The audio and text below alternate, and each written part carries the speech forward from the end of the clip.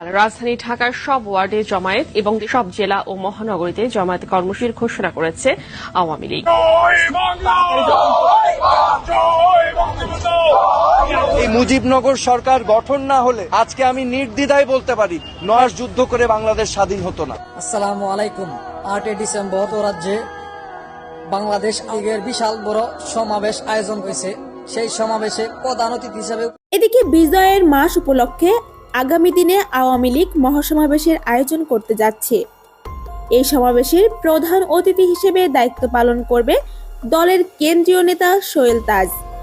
তিনি এক বক্তব্যে জানিয়েছেন, আওয়ামী লীগ আমাদের রক্তে রয়েছে, শিরায় শিরায় রয়েছে। আওয়ামী লীগের সাথে রক্ত দিয়ে আমাদের সম্পর্ক এবং আওয়ামী লীগের বাইরের কেউ না।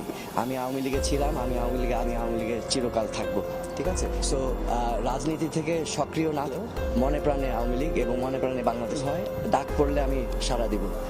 রাজনৈতিক বিশ্লেষকরা ধারণা করছেন, আসন্ন সমাবেশে প্রায় 5 থেকে 7 লাখ কর্মী অংশগ্রহণ করতে পারে। এই বিশাল সমাবেশে অংশ নেবে জাতীয় পার্টি এবং ছাত্রলীগও। এদিকে সাধারণ জনগণের মধ্যে সরকারের বিরুদ্ধে ক্ষোভ লক্ষ্য করা যাচ্ছে।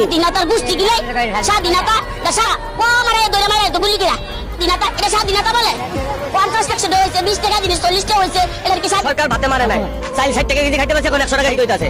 আগে সরকার কি ক্ষতি করছে? আমরা চাই ভাই সব নিচে নামুক, মানুষ সুস্থভাবে চলুক। এভাবে চলতেছে, এভাবে চলার কোনো ভাই ইচ্ছে আছে। তারা বলছেন, এই কাঠির পুতুল মার্কার সরকার আমরা আর চাই না। দিন যতই যাচ্ছে সরকার গরিবদের পেটে ততই লাথি মারছে।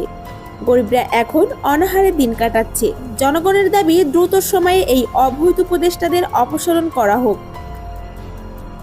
প্রিয় দর্শক, সাধারণ জনগণের মতামতের ভিত্তিতে আপনার মন্তব্য অবশ্যই কমেন্ট করে জানাতে ভুলবেন না।